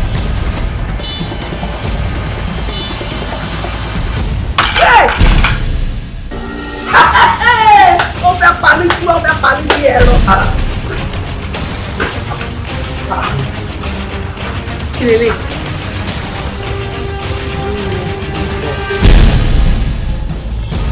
Sórí nǹkan tó wà lọ́wọ́ mi, poison. Ìfínà kò gbà á, kò dà á jẹ, kò dẹ̀ kú tú ẹ́. Àbí kí n rẹ̀ lọ́wọ́, kí n dì ẹ́ mọ́lẹ̀, kí n ga ẹ́ lọ́rùn, kí n dẹ̀ dà sí ẹ lọ́fọ̀ọ́. Èwo ló fẹ́ lu méjèèjì mú kàn?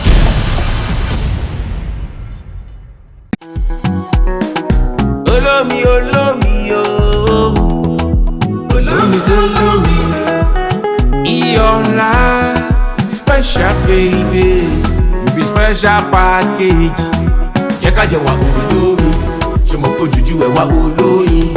Àní ìfẹ́ yìí kò lópin, ẹ̀rọ ṣẹ̀ṣẹ̀ jẹ́ ká tọ́ pínpín òwe. IYIOLA ta ló fẹ́ tọ́kùlá, bàbá ta ló ń ṣe bálabàlá. Níbi táwa wà o, níbi tí fẹ́ gbé wá. IYIOLA, are you ready to cross the road? And many things they solve for this very thing called love. Tán bá já ẹṣin máa dúró gbọ́tán, àbó máa kígbe tó máa kígbe tán. Ọba Olúwa tó dá màmá eléwé ló dá bàbá aláṣọ o. And wetin go be gbogbo ẹni olóyún go bí. Ọ̀rẹ́ mi take it easy o, àní tó bá dọ̀rọ̀ òbí. Ohun agbárí níjókòó, ọmọdé kan kò rí mi dúró. Àmọ́ pẹ̀lẹ́ lakọ ó lábò, ọdẹ́dà tẹ̀lé nìkan lálábò. Ó jẹ́ torí ìtìrẹ́ máa lábò. Olómi olómi ooo, olómi tó lómi. IYIOLA special baby, be special package.